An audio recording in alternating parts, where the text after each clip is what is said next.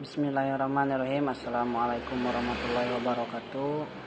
Kenalkan, nama saya Ahmad Fitrun Allah dari Prodi PAI semester 1. Saya di sini membuat video untuk memenuhi tugas pengantar ilmu fikih tentang 4 mazhab. Sebelumnya saya minta maaf jika ada suara-suara yang masuk karena rumah saya di pinggir jalan.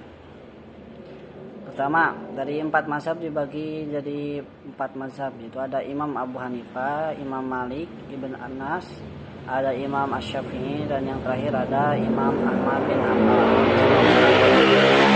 Hambali.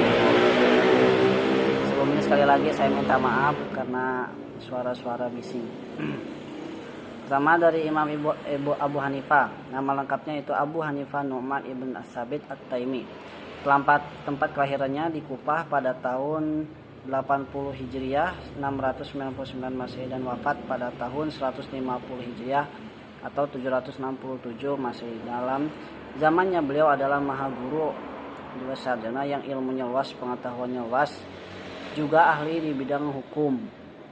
Beliau hidup dalam 2 dinasti, yaitu Bani Umayyah dan Bani Abbasiyah, tapi sama sekali tidak turut aktif dalam gerakan politik.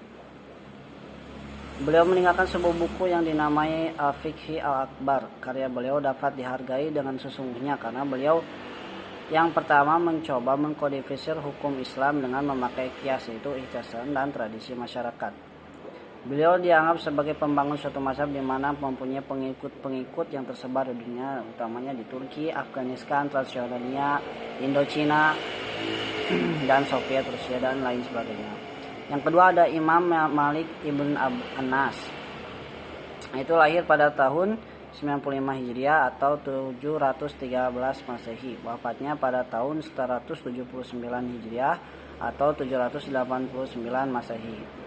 Berdiam dan hidup di Madinah. Beliau menuntut ilmu di kota itu, kemudian menjadi ulama besar yang berpengaruh luas.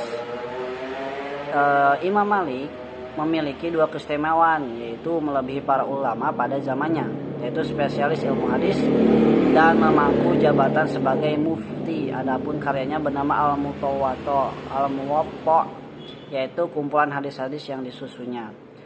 Imam Malik menduduki tempat penting yang dalam mengajarkan hadis. Di samping itu beliau sampai fatwa dan mengajarkan umum berdasarkan ijtihadnya.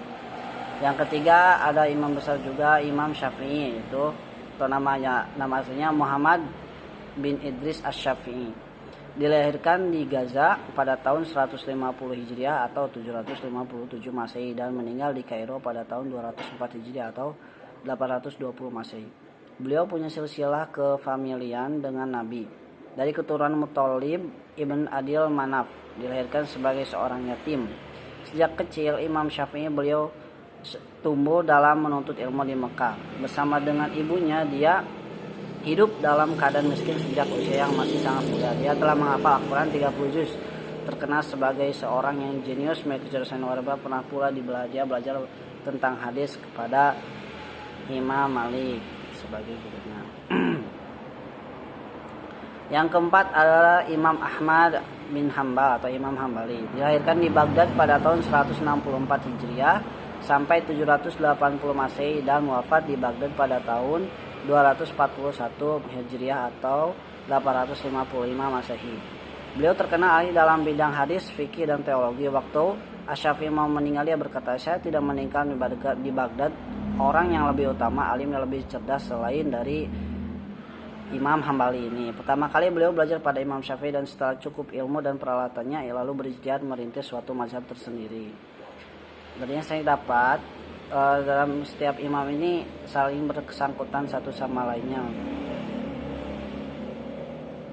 Imam Hanafi ahli dalam bidang hadis, Imam Maliki ahli dalam ilmu hadis, Imam Hanafi tadi ahli dalam bidang hukum, Imam Syafi'i ahli dalam ketelitian ilmu fikihnya, hukum-hukum fikih, dan Imam Hambali juga ahli dalam teologi, fikih, dan hadis. Mungkin itu sekian dari saya. Wassalamualaikum warahmatullahi wabarakatuh.